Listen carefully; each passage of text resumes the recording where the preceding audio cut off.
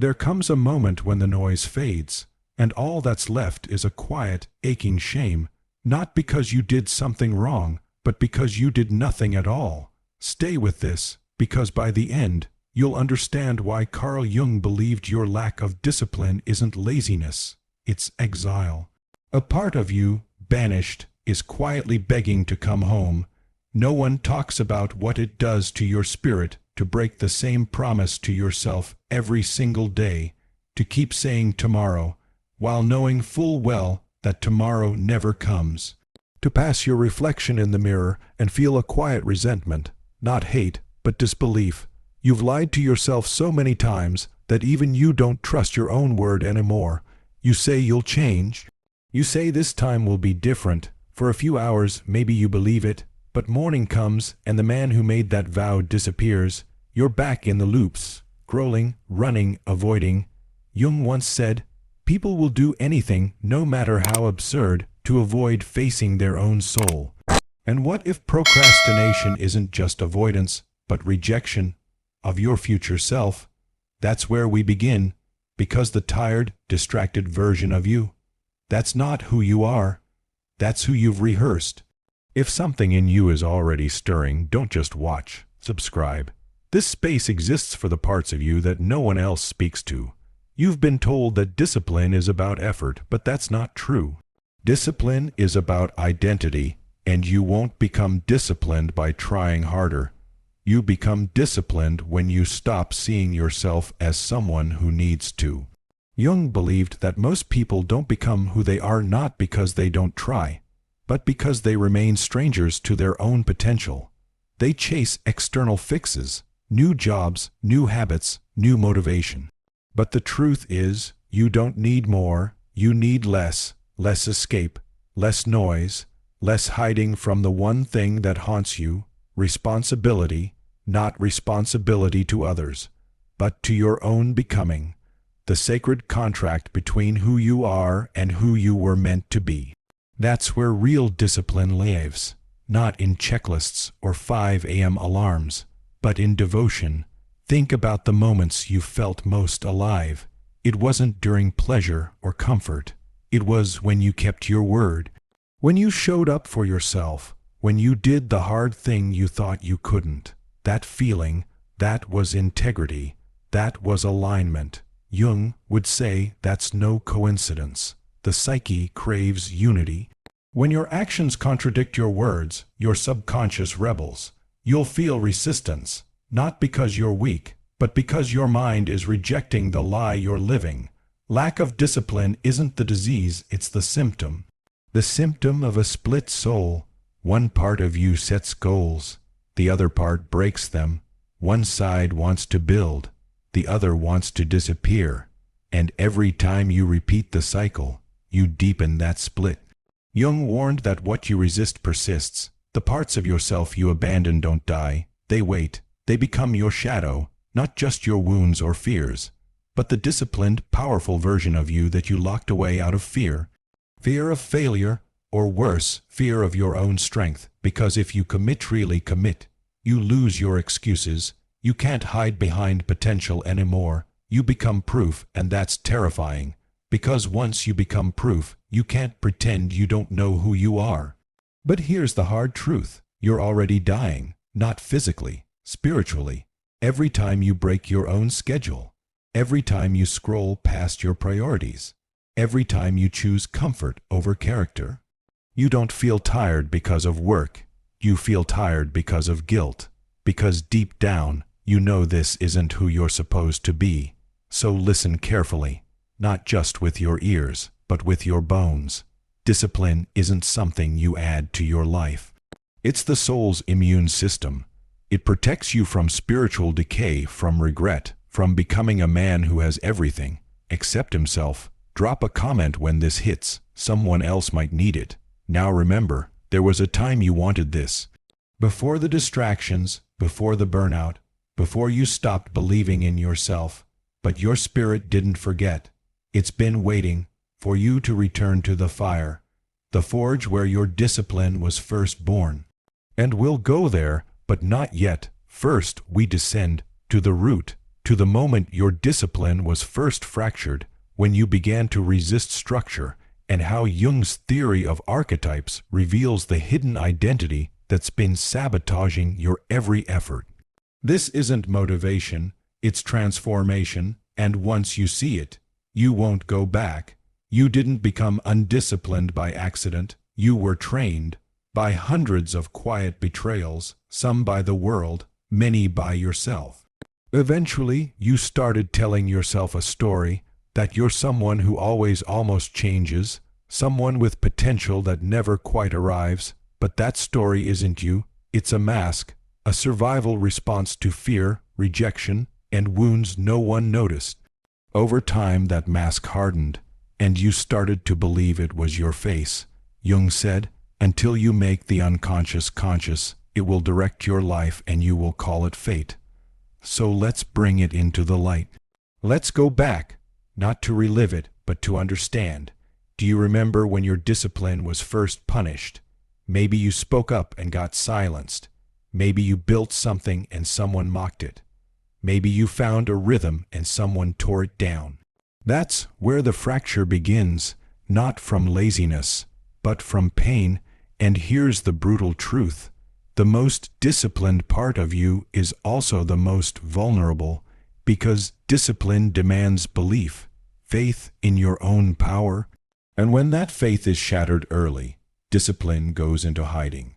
Jung called this the repression of the noble archetype, the king, the warrior, the builder, the part of your psyche that wants to master your time, lead your life, shape your destiny. He's still in you, but he's been locked away by years of quiet defeat. So now, every time you try to build, start a habit, follow a routine, commit to change, you're not starting from zero, you're facing ghosts. Every voice that ever told you you'd fail, and unless you see that clearly, you'll keep sabotaging, not because you want to fail, but because part of you still believes you must. Here's what Jung left us. Your outer failures are rarely about effort. They're about the inner war between who you've become and who you were meant to be. And until that war ends, discipline will always feel like a fight. But it doesn't have to, because the man you're meant to be isn't far. He's just waiting for you to remember who you are. Every man is disciplined, just not always in the ways he realizes. Discipline isn't just waking up early or hitting the gym. It's the quiet commitment you show every day to either your potential or your avoidance. Because even avoidance is a discipline. You've been practicing it for years, consistently choosing comfort over confrontation, distraction over direction, excuses over execution. And each time you choose it, you carve it deeper into your identity. This isn't about shame, it's about clarity. You don't need more motivation. You don't need another tool, app, or perfect routine. What you need is to remember who you were before the world taught you to fear your own strength. Before rejection made you shrink, before hesitation made you doubt, before you traded your edge for safety. Because the truth is, the man you admire isn't somewhere out there. He's already in you, waiting, watching, ready. He doesn't need to be built. He needs to be claimed. But here's the hard part.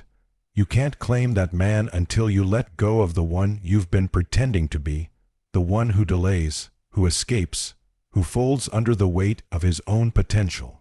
That version has to die, not in punishment, but in evolution.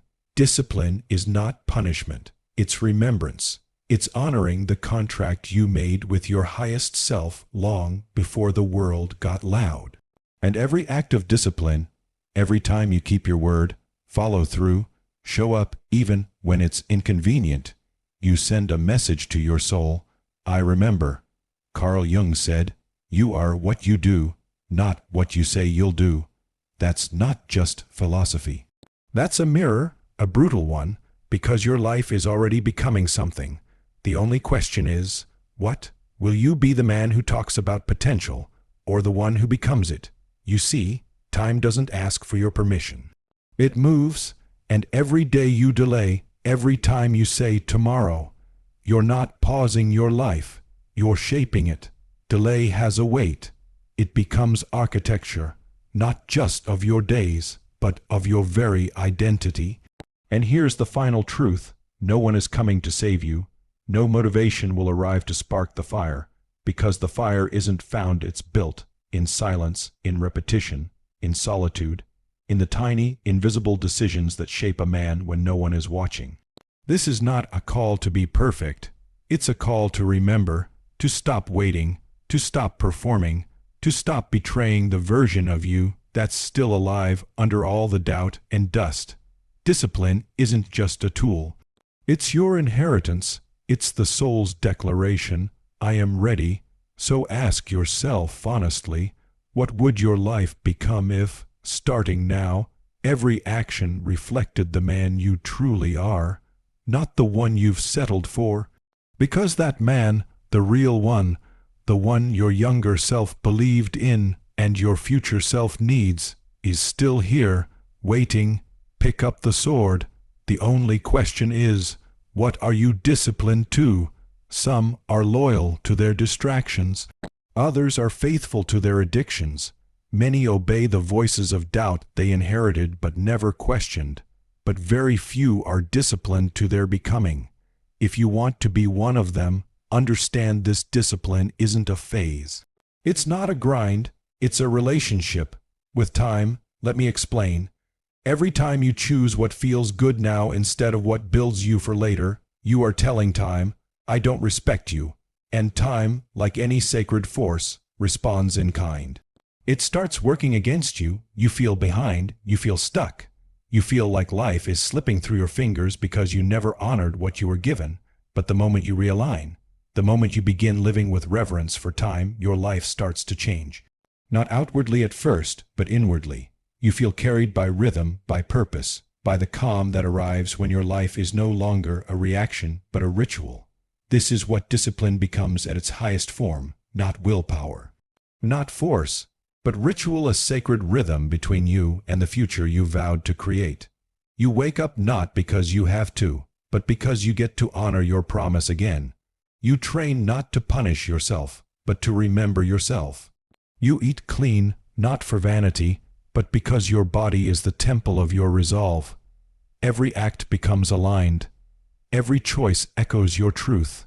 And one day, the man you once dreamed of becoming is no longer a vision.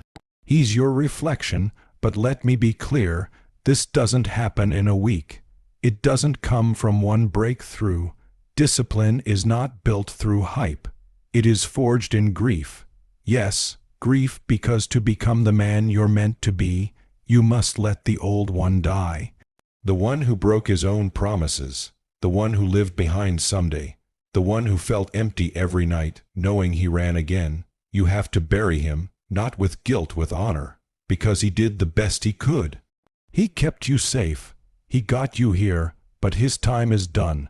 And when you finally grieve that version of yourself, when you stop fighting him and instead thank him for his service, you free the energy you were wasting pretending.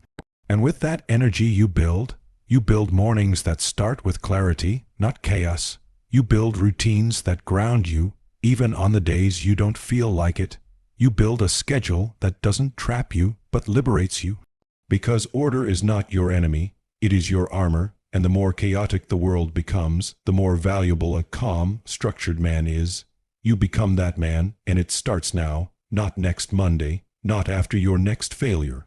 Now, because this moment, this breath, this uncomfortable truth pulsing inside you is your initiation. You don't need another reason. You don't need to feel ready. You are already worthy of being disciplined.